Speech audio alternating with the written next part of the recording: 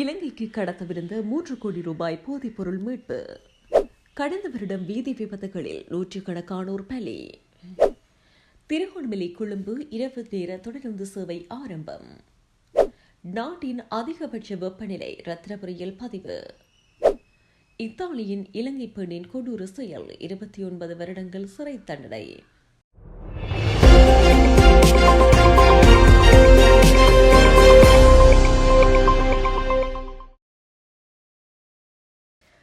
ராமநாதபுரம் அருகே இலங்கைக்கு கடத்துவதற்காக பதுக்கி வைக்கப்பட்டிருந்த 116 கிலோ கஞ்சா பொதிகள் சுங்கத்துறையினரால் பறிமுதல் செய்யப்பட்டுள்ளன.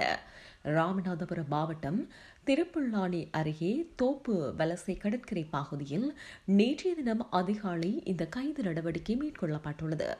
சம்பவம் தொடர்பில் மேலும் தெரிய வருகையில், இலங்கைக்கு அருகிலுள்ள ராமநாதபுரம் மாவட்ட கடல் வழியாக கஞ்சா உள்ளிட்ட போதைப் பொருட்கள் மற்றும் மஞ்சள் அதிக அளவில் கடத்தப்பட்டு வருகின்றன. இதனை தடுக்க தமிழ்நாடு பாதுகாப்பு பிரிவினர் தீவிர கண்காணிப்பில் ஈடுபட்டு வருகின்றனர். இந்த நிலையில் திருப்புல்லானி அருகே கடல் வழியாக இலங்கைக்கு கஞ்சா கடத்த திட்டமிட்டுள்ளதாக சுங்கத்துறையினருக்கு ரகசிய தகவல் கிடைத்துள்ளது.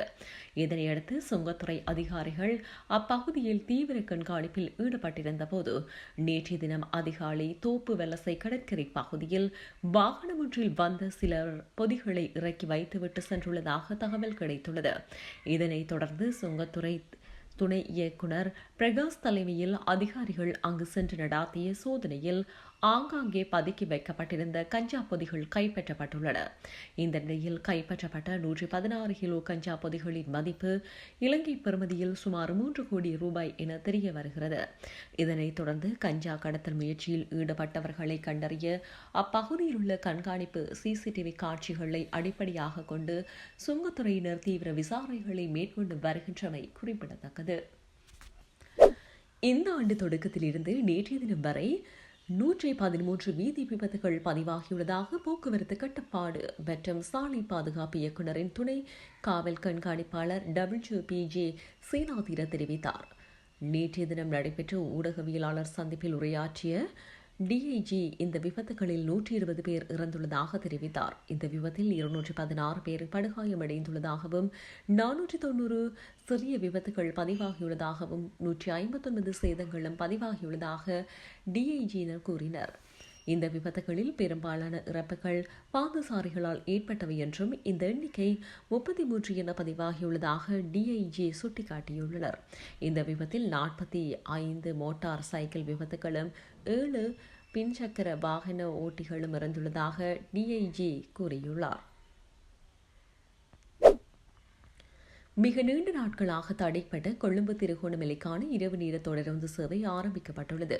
அதன்படி தொடருந்தானது நேற்றைய தினம் இரவு திருகோணமலையில் இருந்து கொழும்பு நோக்கி புறப்பட்டது. கடந்த ஓரிரு மாத காலமாக தடைப்பட்ட இரவு நேர குறித்த சேவையானது தற்போது ஆரம்பமானதால் போக்குவரத்து சேவை பொதுமக்களுக்கு இலகுப்படுத்தப்பட்டுள்ளது. அரசு அதிகாரிகள் கொழும்பு நோக்கி தங்கள் கடமை நிமித்தம் ஆசன பதிவுகளை மேற்கொண்டு அதிகமாக இரவு நேர சேவையில் ஈடுபடுகின்றனர். இதுபோன்ற வெளிநாட்டு சுற்றுலா பயணிகளின் வருகையும் குறித்த தொடர்ந்து சேவையூடாக அதிகரிக்கலாம் என எதிர்பார்க்கப்படுகிறது.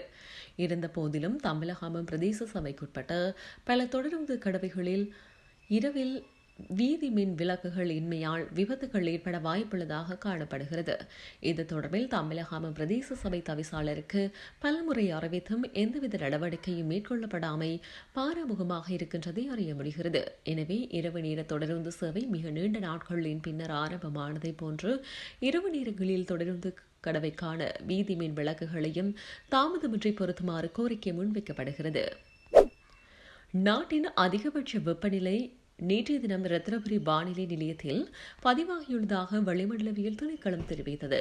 இந்த நிலையில் குறித்த பகுதியில் வெப்பநிலை 34.2 பாகை செல்சியஸாக பதிவாகியுள்ளதாக தெரிவிக்கப்படுகிறது.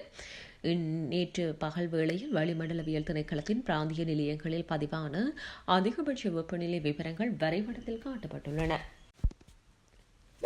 இத்தாலிக்கு வீட்டு பணியாளராக சென்ற இலங்கை பெண் ஒருவர் கொலை குற்றச்சாட்டு நிரூபிக்கப்பட்ட நிலையில் 21 வருடங்கள் சிறை தண்டனை விதிக்கப்பட்டுள்ளது. ட்ரோம் நகரில் வீடொன்றில் முதியவரை கவனிக்கும் பணியில் ஈடுபட்டிருந்த 33 வயதான பெண்ணே முதியவரை கொலை செய்துள்ளார்.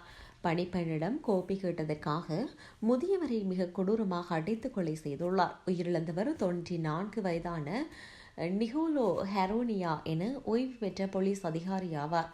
உயிரிழந்தவர் இத்தாலியில் போலீஸ் துறையில் மிக நீண்ட காலம் பணியாற்றியுள்ளார். 2024 ஆண்டு ஜூன் மாதம் 2ஆம் தேதி நடந்த இந்த சம்பவத்தின் போது நிகோலோ ஹெரோனியா கோப்பி தருமாறு தனது வீட்டு பணிப்பெண்ணிடம் கேட்டுள்ளார். எனினும் குறித்த பெண் மதுபோதையில் இருந்தமையினால் கோப்பி வழங்க மறுத்து தகராறு செய்துள்ளார். மனமுடைந்த முதியவர் தானே எழுந்து கோப்பி போட முயன்ற போது ஆத்திரமடைந்த இலங்கை பெண் அவரை தாக்கியுள்ளார். கைகள், முழங்கைகள் மற்றும் கால்களால் முதியவரின் தலை மற்றும் முகம் என உடல் முழுவதும் பலமாக தாக்கப்பட்டதாக போலீசார் தெரிவித்தனர். முதியவரை தாக்கியதுடன் வீட்டில் இருந்த போலீஸ் கௌரவ சான்றிதழ்கள் மற்றும் புத்தகங்கள் மீது துப்பி அவமரியாதை செய்ததாகவும் நீதிமன்றத்தில் தெரிவிக்கப்பட்டது.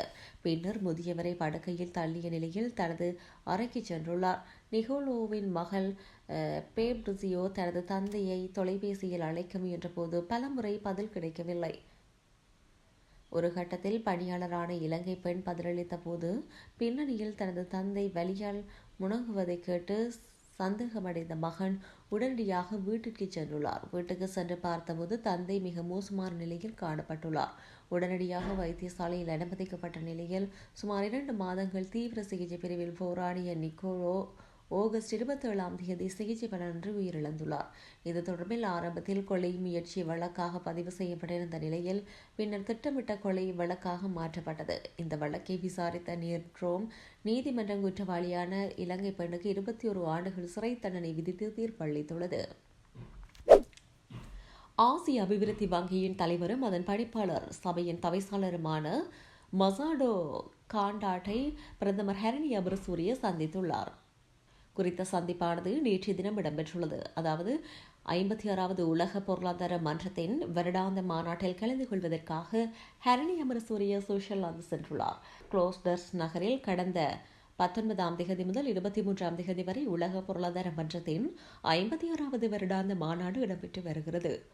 இதில் அரசு தலைவர்கள், முன்னணி பண்பாட்டு நிறுவனங்களின் பிரதம நிறைவேற்று அதிகாரிகள், கொள்கை வகுப்பாளர்கள் மற்றும் தொழில்நுட்ப புத்தாக்க சிந்தனையாளர்கள் உட்பட 3000க்கு மேற்பட்டோர் உலகளாவிய தலைவர்கள் ஒன்றிணைந்துள்ளனர். இந்த விஜயத்தின் போது பிரதமர் சர்வதேச மட்டத்திலான முக்கிய தலைவர்கள், உலகளாவிய நிறுவனங்களின் தலைவர்கள் மற்றும் ஏனைய முக்கியஸ்தர்களுடன் உயர்மட்ட இருதரப்பு பேச்சுவார்த்தைகளை முன்னெடுக்கவும் திட்டமிட்டுள்ளதாக பிரதமர் ஊடக பிரிவு தெரிவித்திருந்தமை குறிப்பிடத்தக்கது.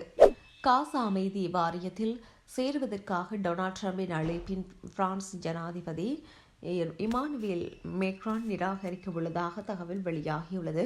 இதனையடுத்து அமெரிக்கா முன்மொழிந்த காசா அமைதி வாரியத்தில் இணைய பிரான்ஸ் மறுத்ததால் 200% வரி விதிப்போம் என டொனால்ட் ட்ரம்ப் மிரட்டியுள்ளார். பிரான்ஸ் தயாரிப்பு மதுபானங்கள் மீது 200 வரி விதித்தால் ஜனாதிபதியின் மேக்ரான் வாரியத்தில் சேர்த்து விடுவார் என ட்ரம்ப் குறிப்பிட்டுள்ளார். அமெரிக்காவின் முயற்சியால் காசா இஸ்ரேல் இடையே போர் நிறுத்தம் ஏற்பட்டுள்ளது. முதல் கட்டமாக கமாஸ் பிணை கைதிகளை விடுவித்து அதற்கு பதிலாக இஸ்ரேல் தங்களது நாட்டு சிறையில் உள்ள பாலஸ்தீன் கைதிகளை விடுவித்தது. இந்த நிலையில் 2ஆம் கட்ட பேச்சுவார்த்தை நடைபெற உள்ளது. இது தொடர்பாக ஆலோசனை நடத்த ஒரு குழுவை அமெரிக்க ஜனாதிபதி டொனால்ட் ட்ரம்ப் அமைத்துள்ளார். துருக்கி, எகிப்து, Argentina, Indonesia, Italy, Morocco, England, Germany, Canada மற்றும் ஆஸ்திரேலியா உள்ளிட்ட சுமார் 60 நாடுகளின் தலைவர்களை இந்த அமைதி குழுவில் சேருமாறு ட்ரம்ப் அழைப்பு விடுத்துள்ளார். இந்த நிலையில் காசா அமைதி வாரியத்தில் சேருவதற்கான ட்ரம்பின் அழைப்பை பிரான்ஸ் ஜனாதிபதி மேக்ரான் நிராகரிக்க உள்ளதாக தகவல் வெளியாகியுள்ளமை குறிப்பிடத்தக்கது. இலங்கைக்கு கடத்தவிருந்த 3 கோடி ரூபாய் போதைப்பொருள் மீட்பு. கடந்த வருடம் வீதி விபத்துகளில் 100கணக்கானோர் பலி. திருகோணமலை கொழும்பு இரவு நேர தொடருந்து சேவை ஆரம்பம்.